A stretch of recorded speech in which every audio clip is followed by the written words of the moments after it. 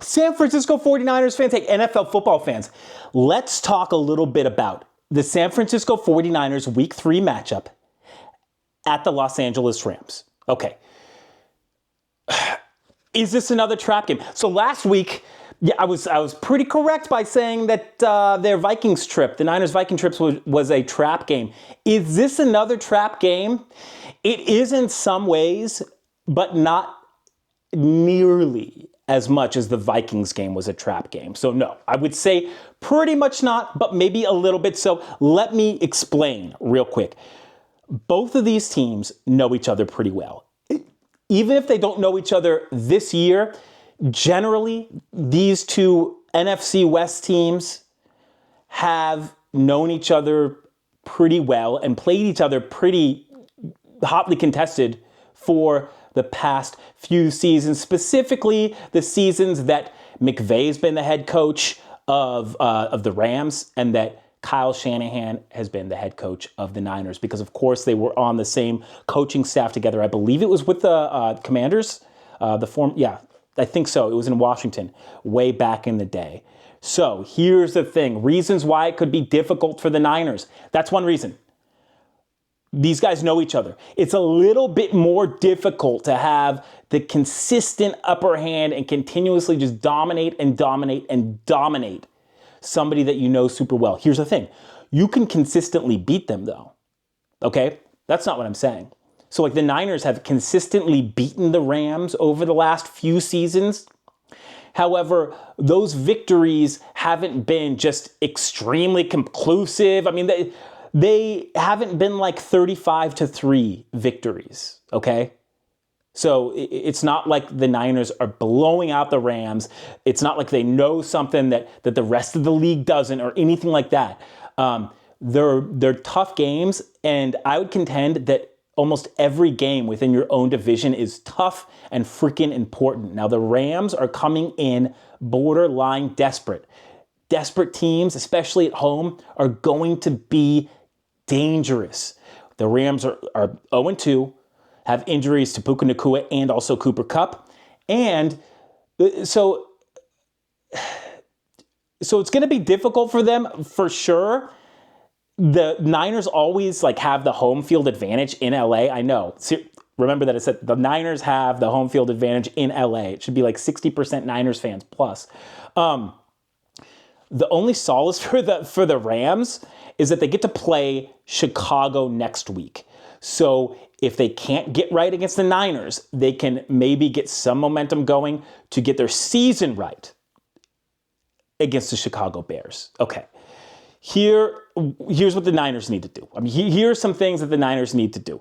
The Niners must give Rams running backs Kyren Williams and Blake Corum absolutely no shot. Those guys average 2.5 and 3 yards per carry. The Niners need to continue to stifle inning running game that the Rams could even dream about having and force the ball into Matthew Stafford's hands early and often. So that's going to take, though. The Niners are going to have to score early. They're going to have to establish their offense and score early. Now, that's going to come a little bit later on, but remember that I said that. Here's the issue. The Rams have Matthew Stafford.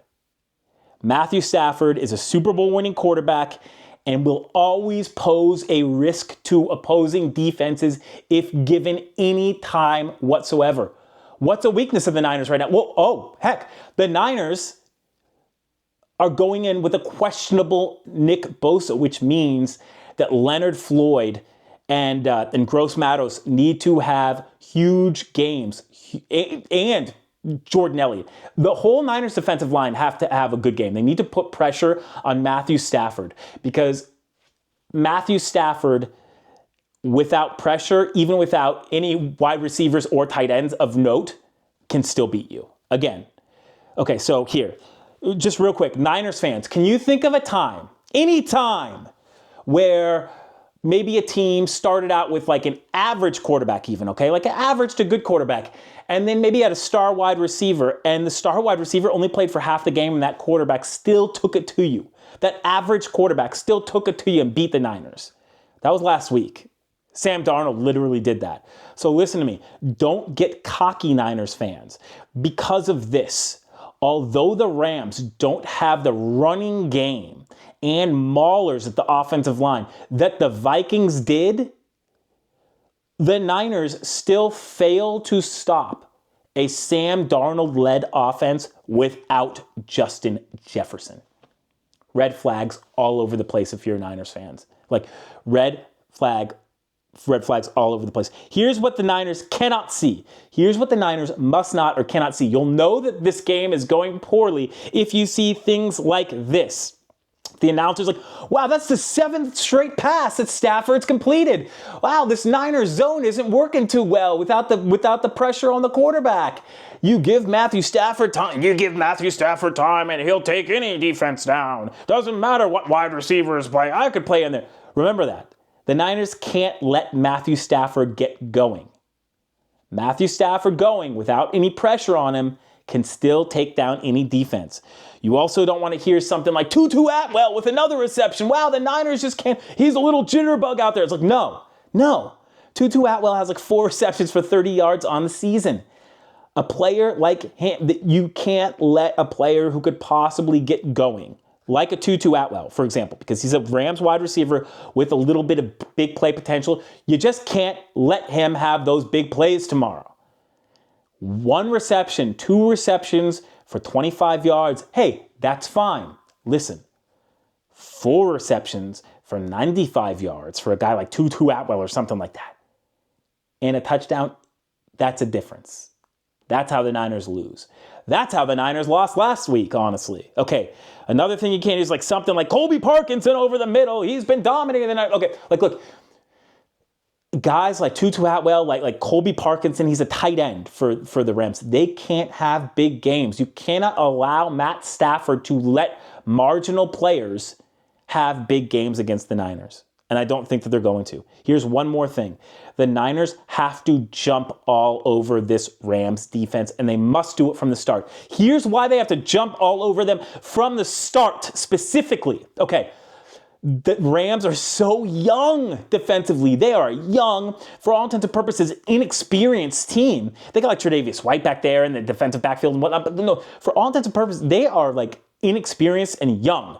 You need to jump all over that, because if you don't, if the Niners give the Rams defense any hope or any momentum or any courage, those young players are the exact type that can lead to an upset. They're the exact type. Like, remember this name, Jared Verse, okay? Jared Verse is an edge / linebacker for the Rams. Don't let him get going. He's a specimen. He has a sack already on the season. I'm telling you. I'm just telling you right now.